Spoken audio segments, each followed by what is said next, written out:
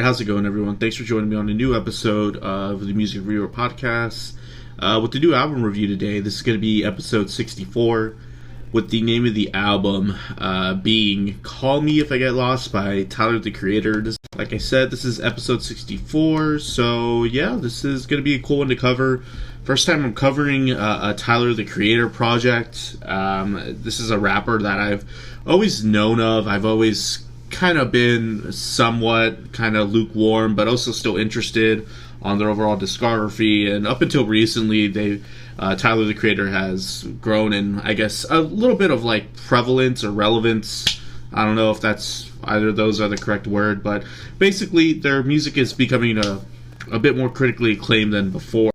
After surviving a bit of turmoil in the 2010s with a bit of like controversy and whatnot, and I guess some less than positive album reviews by I guess various media outlets. And of course, this is a hip hop album, or somewhat of a experimental hip hop album, I guess. He does break away from the norm than like the typical trap rapper, and I guess he's always kind of been a rapper that doesn't really kind of fit into any particular subsection or subgenre in the whole rap game.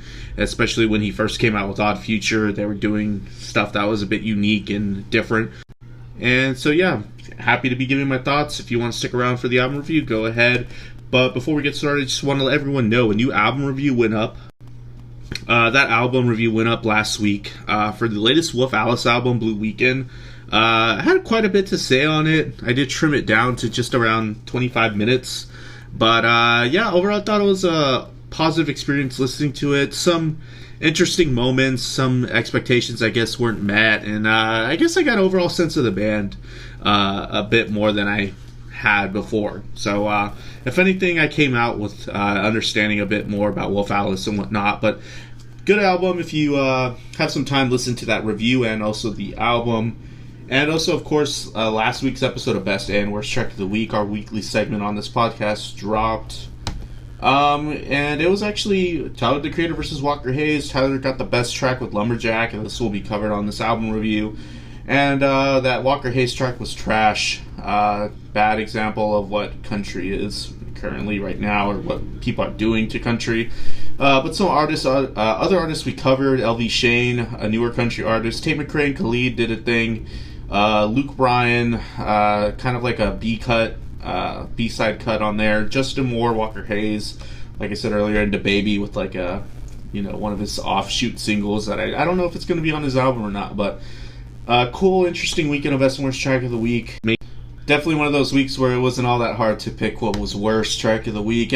We will be having a new episode of Best and Worst Track of the Week coming this week, right after this episode. It's a little bit late. I did take a little bit of an extended break, but it will be heavily focused on this Tyler, the Creator album. So it's one of those weeks where I will be skimming through certain songs because I'm covering it in this review.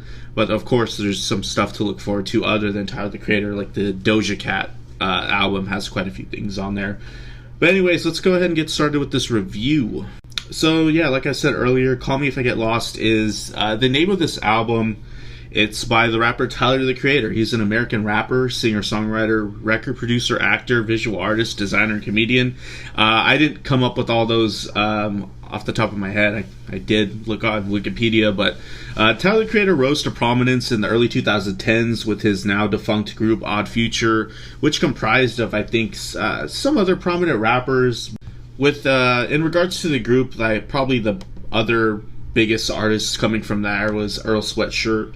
An artist that has kind of like slowed down in recent years, but he certainly had his moments in the 2010s. And of course, the internet, several of the members were in Odd Future, and the internet's quite a solid R&B group, neo R&B soul thing. But anyways, if we had to be quite frank, Tyler, the Creator was essentially the face of the outfit. But also, I guess the collective featured other interesting artists and characters. And I think really what it comes down to with Odd Future is they kind of were a symbol for what adolescence around that time they were big, what it stood for, in my opinion. They were kind of like a 2010s Jackass reborn, with maybe an emphasis on like skateboarding and less stunts that bordered like between life and death. And if I can remember correctly, the music that Odd Future made was quite unique for the time. Their music was abrasive, offensive, in the sense that it could probably never have been appropriate for like radio play at that time or even now. However, there was a sense of like playfulness to it as well. For instance, the track Orange Juice, one of the earlier cuts. I remember at least being quite into the track in high school. But anyways, back to Tyler the Creator. In 2009, Tyler released his first mixtape titled Bastard. A couple years later, his debut album, Goblin, was released. It's worth noting that after this release, Tyler had signed a record deal and distribution deal with Sony and Red Distribution. And it's also worth noting, like I was kind of alluding to earlier, that Tyler was involved in various controversies in 2010 that have since died down considerably. I think the most notable would be being kicked out and banned from the UK after inciting like a riot at one of his live shows. There's also various criticisms that have been made towards his lyrics earlier on in his career as well. I won't go into detail, but if you want, you can look it up. Cherry Bomb was also poorly received in 2015. But things have been generally positive since about 2017 for Tyler, starting with his release Flower Boy, which was released with critical acclaim. His most recent efforts as well, Igor, and this current album, Call Me If I Get Lost, could be argued that these two albums are his most successful albums commercially and critically. And just backtracking a bit, going back to Igor, his previous effort in 2019, like I do in every other album review, or just about every album review, I go back to the most recent project just to get a sense of where the artist was and where they're going. And I went back and listened to it. Right off the bat, love the dirty, distorted synths on Igor's theme right off the bat to kick off the album. Not sure if the vocals are sampled on here, but the main theme that's sung here is quite hooky and captivating. That has various other talents. Earthquake was another hooky chorus sung in falsetto that kicks the track right off. It's interesting because thus far we really haven't gotten much rapping, and that's kind of like an overall theme of Igor. Tyler the Creator is a rapper, but he's also a musician and I guess artist. That I think this album really just represents what he's made of and what he can do outside of rapping. On the track, I think I'm digging the bounciness on it as well. Also, the lush synths coloring the track all throughout. The track New Magic Wand was structured around abrasive and gritty synths as well. Love the auxiliary percussive textures on this. Makes the track much more colorful and interesting in my opinion. It's also worth noting here that on much of this album, Tyler sounds quite different from his typical husky delivery and deep vocal tone. On this track and many others, his voice is like manipulated to sound a bit nasally with like this thinner tone. It somehow works though. What's Good is another track that has tons of drive to it, probably the most energy from a song thus far on that project. Also, the track features some of Tyler's traditional rapping on there. Overall, the album was quite unorthodox for Tyler. It's put an emphasis on like his songwriting, his vocal talents, his production, and his ability to write hooks on many parts of the album. But the album really featured little to no rapping. Like I said earlier, the album is a milestone in my opinion for Tyler. It really displays the full potential of his artistry, and it was quite impressive. But if we're transitioning to this new project here, Call Me If I Get Lost, I really have to be, I guess, quite clear that I think this is a better album, but that's just my opinion. But I do like Tyler in the context of being mainly a rapper, but I think this album is also combining many elements of what was done well on Igor, even though it's really quite a bit different from Igor. There's a lot of the charm that was on that album that made it onto this album. Starting with the first track here on this album, Sir Baudelaire, featuring DJ Drama. Love the woodwind bassoon that's utilized in instrumental. It sounds like that or a bass clarinet. Either way, it's a beautiful woodwind texture. It colors the song so uniquely with a smooth texture. The bass textures on here are also quite full and warm on this track. The light percussive textures are quite nice. They don't distract, but they accent the track nicely. And we're introduced to, I guess, what DJ Drama provides on a lot of this album, or just in general, what's on this album is the DJ banter. which is the stuff where you hear a DJ talking and hyping up the album, or just saying random things that I guess tie in with something, and I don't. And maybe it ties in, maybe it doesn't. It's a bit distracting at times. I will say it doesn't really make the album bad, but it didn't really do anything to make the album better also. Sometimes it maybe annoyed me because it comes on just about every other track. But I will say Sir Baudelaire is a highlight on this album. After that, we get another solid track, Corso. Massive bass hits on this track. It's more fast-paced, tempo-wise for Tyler. I think it's a bit out of the norm for what he's usually thrown on. And in terms of like what tempos he likes, but I love the buzzy synth bass that's thrown in on here. Some eerie piano chords on thrown in at times as well. The second song I'm listening to, and I guess I noted the first time I went through this album that I'm noticing a lot of DJ banter. I don't want to make that a repeated occurrence, but yeah, it's on here as well. It's an interesting track. Kind of reminds me of like a spacey beat I would hear like on a Danny Brown or maybe a Brockhampton track. I will say that's a kind of a reoccurring theme too. But a great track. After that, we get Lemonhead featuring 42 Doug. Didn't really think this track was all that interesting in comparison to the last two, but I will say I love the big presence of the horns on here. And I will say also 42 Doug fits in quite organically on here. It wasn't that awkward or unusual of a feature in the grand context of the track, but I'm also not too familiar with him because I've only heard him like on another track with Roddy Ricch.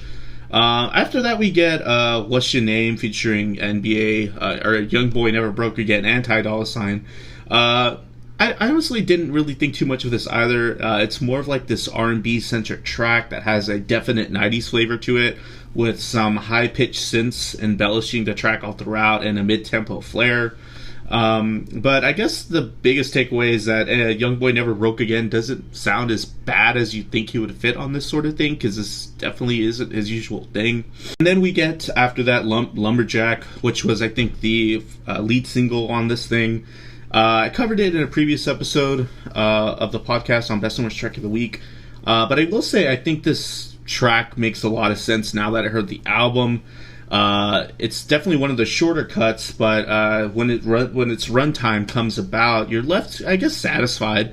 There's a dark or sinister nature to it that I dig. I love the groove. That's also made by the drum track on here.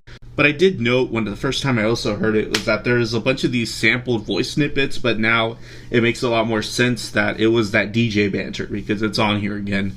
Not sure what else to say, but I do like the track in the context of the album. After that, we get another interesting cut, Hot Wind Blows, featuring Lil Wayne. My biggest takeaway from this is that Lil Wayne fits in perfectly. I'd say he runs away with this. The tempo and the instrumental that was given to him provides enough space for him to play around with his flow and put some of his signature charm onto the track, kind of letting him provide what he does best when he's at his best. Some more DJ banter on here. Another track that's a bit short. I wanted a little bit more Tyler and maybe some more development overall, but it's a decent track. But after that, we get a really solid cut with Massa. It's a really grimy track. I like the candidness of Tyler's storytelling on here.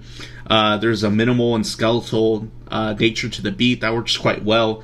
And we get some more beautiful woodwind sounding textures on here, some sparkly electronic elements. And I think this is one of the best songs on this album. And then the track also just develops and has this really cool climatic moment when Tyler, I guess, has a larger presence towards the end of the track as it builds up.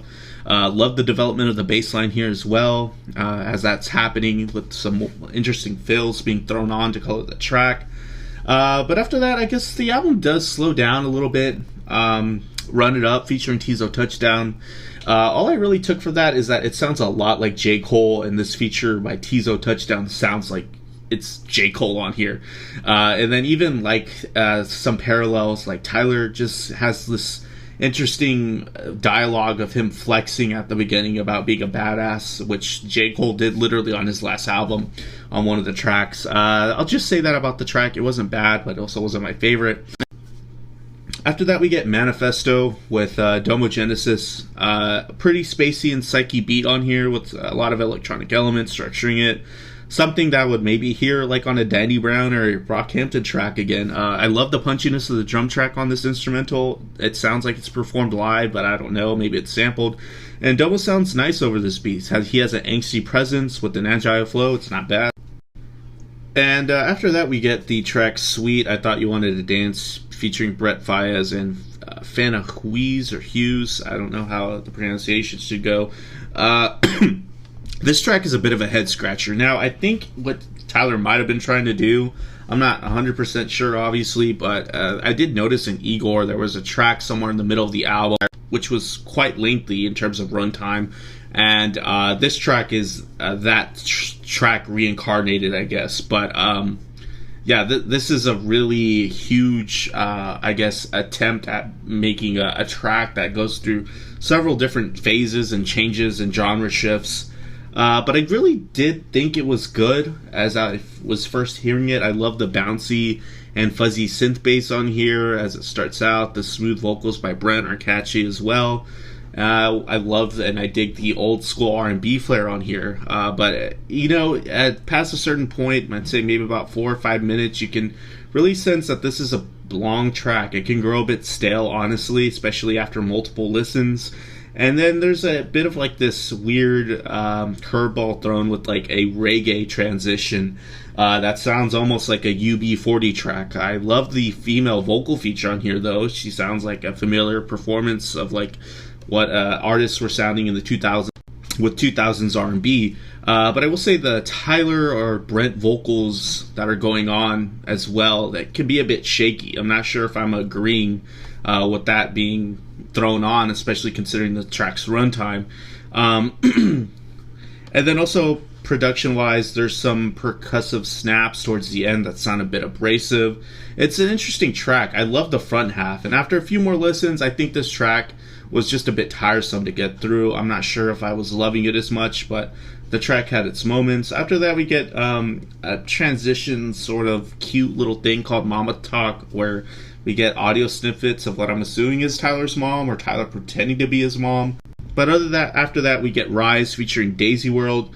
It has like some 2000s pop R&B to it. I love the hook, digging the hookiness of the chorus on here. At some point, it ends up sounding a little like Brockhampton, especially when we get to the sections where the vocals are at the front. I'm just not a fan of the soulful inspired vocals that are a bit brief, but also are a bit unfitting when they do happen. But I'm loving the driving nature of the drum track at various moments on this song, like on Tyler's first verse. But I think the biggest takeaway from this track, it just kind of sounds like P. Diddy. It's production-wise, aesthetically, it's all there. It's an interesting track. But I will say also like the buzzy synths embellishing this track as well. It's just a bit of a head-scratcher, but it wasn't bad. After that, we get Blessed, which wasn't really all that much other than being an interlude with some poetic dialogue and it being really candid. Juggernaut featuring Lil Uzi Vert and Pharrell Williams. I think this track was good. Lil Uzi fits in a bit better than Tyler does, I think. But I don't know. I'm just kind of left really liking the Pharrell performance. I kind of forgot that he has some pretty decent rap chops. But it's a quick track. I maybe would have liked more Tyler on here, or maybe Tyler presented in a different manner. After that, we get Wilshires, which I think is a really great track. It's something that I don't think I would have expected Tyler to really do. But I really like the spaced out, spacey sounding guitar chords structuring this. They're really colorful. The clear and crisp drum track on here really helps bring the energy and anticipation that a track like this would need. But really what this track is about is the lyrical content about him having like a crush on his friend that's already in a relationship, but the track calls out the fakeness he sees in his friend when she's trying to hide the connection they have. It's quite descriptive and entertaining to hear about this situation while listening to it. I'm also speculating who it could be about. But it's a really like curtain lifting, transparent track. It's straightforward but captivating from beginning to end. I really liked it, and it's also a great track that can excuse the runtime because it's telling a story. And then we get a track that I'm a bit lukewarm on to close the album off with. Well, at first I was a bit confused because like it opens up with a rap verse that's actually quite good. It's not Tyler though. It's credited as Jay Versace, the comedian slash musician that I didn't know was working with Tyler. But I was quite astounded when I realized that's him. I guess it's actually quite good. But I will say the track overall is a bit nondescript in the grand context of the album. It felt like it was maybe just added on, tacked on, so it wouldn't end on Wilshire. I'm not sure. The track is also filled with like horn textures all throughout, and of course the DJ banter. Not a bad track, but I'm more interested in what Jay did at the beginning than really what Tyler put on. But yeah, I'll just say that about that track. And overall, I'm left feeling quite satisfied with this album. I actually liked it. Not to say I wasn't expecting to like this, but I'm left, I guess, really appreciating Tyler, the Creator, a bit more. There's a lot of great moments on here. I guess one of my favorite tracks, backtracking, was Wilshire. But I will say, I really did dig also Massa, and then also some of the opening stuff. The Sir Baudelaire, and then also Corso, I thought were really nice tracks, and Lumberjack was solid as well. Really impressed by some of the features too. Lil Wayne did his thing on Hot Wind Blows. I thought 42 Doug was decent on that one track, and Domo Genesis as well. I really dug his presence on his feature. And then, of course, like later on Juggernaut with Pharrell Williams, I thought he blew that verse out of the water that he did in that feature. But yeah, this is just a pretty consistent album. There's not really anything that I was too bored on or I just regretted listening to, other than maybe Sweet. I thought you wanted to dance, but that's mainly a symptom of the runtime. And I guess maybe the reggae direction, in my opinion, was a bit unnecessary. But hey, it's his album. He did what he wanted. But I think he made it up with a few tracks after that. And the overall album is pretty solid. There's really not many duds on here, if any at all. I will say I would do without the DJ banter, but I think that's just me being annoyed by it. I don't know really why that triggered me, but hey, it's on there. It didn't really make the album bad. I just could have done without it. And yeah, this is just one of the better rap albums that I covered. And then context of this year, I'd say it's up there with like the J. Cole album. I really like that one as well. But this one, I don't know. This one might be a bit better. But I'm just gonna rate it about the same also. But because I think this is really, if I had to rate it, it's 7 out of 10, which I also gave the J. Cole project. Not to say they're similar, they're really different albums, but in terms of enjoyment, I'm giving it a 7 out of 10. But this one might have a leg up. I think if I had to pick favorite songs, this album would have my favorite songs compared to like my favorite songs on that J. Cole project. But yeah, I don't know much else to say. I think it's a solid effort. I think Tyler has all the potential in the world to make even better albums if he wants to. So excited to see what's in the future for him. If you're a Tyler, the Creator fan, you're probably really going to dig this. He's rapping again on this album. This might not be every hip-hop fan's thing either. I don't know. Hip-hop's so, I guess, massive nowadays that there's so many different artists doing different things. But I don't see certain fans of the genre really getting on board with this, with how, I guess, for lack of a better term, artsy it could be. It's not very straightforward. Trap music, which is probably the dominant form of rap right now. And I think anyone can really pick this up. Like, if you're just interested in listening to a new album, if you're not really into hip-hop, this album might be great for you, because there is some hookiness and poppiness to it as well all throughout. Some familiar names like Lil Wayne and Pharrell, if you're not really too comfortable with Tyler, the Creator, just by himself. Especially since maybe someone would have avoided the earlier work. But anyways, yeah. That's all I'm saying. Just my opinion, my thoughts.